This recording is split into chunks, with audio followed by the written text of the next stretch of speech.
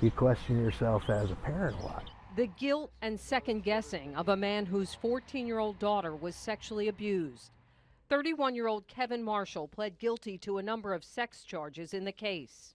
On the day of Marshall's sentencing, the victim and her family were here at the Dauphin County Courthouse. She had prepared this victim impact statement that she planned to read here in the courtroom. She never got that chance. Marshall killed himself that same day.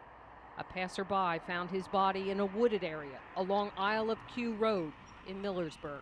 The fact eats at me that he took away that opportunity for closure for my daughter. The 3-page statement, which the victim shared with us, is full of raw emotion. The now 16-year-old says she's still trying to wrap her head around the ordeal. It's the way she felt. She writes, "You somehow tricked me into thinking that age is but a number, that what we had was genuine and true. You tricked me into believing that we would keep it hush-hush and end up together once I turned the legal age." She talks about doing drugs to escape and going through therapy.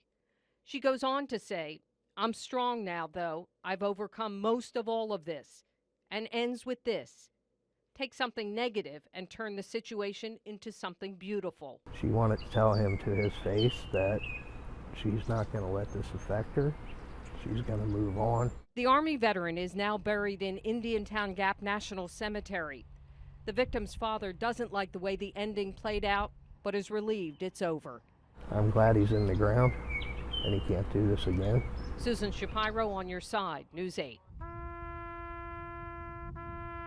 Kevin Marshall was buried at Indiantown Gap National Cemetery with full military honors. A temporary marker sits atop the grave of the Army veteran who took his own life. His obituary says his service included 2 tours during the Iraq War, but it doesn't tell his whole story. Marshall had also pled guilty to sex offenses with a 14-year-old girl. He played her to get what he wanted. The victim's father calls Marshall a coward who doesn't deserve to be buried among heroes. The fact that he's laid to rest on the same ground as heroes from Vietnam and World War II, good men, it disgusts me. The family contacted the cemetery prior to the service. The director sent the case to the VA Office of General Counsel for review.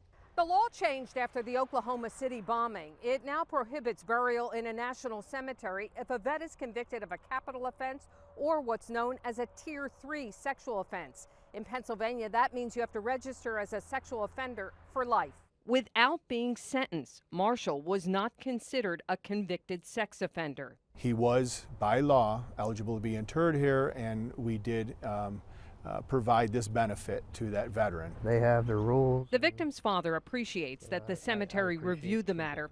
He's upset a technicality allowed for Marshall's burial, but also thinks the law should be changed. To include any sex crime, any convicted felon. Susan Shapiro on your side, News 8.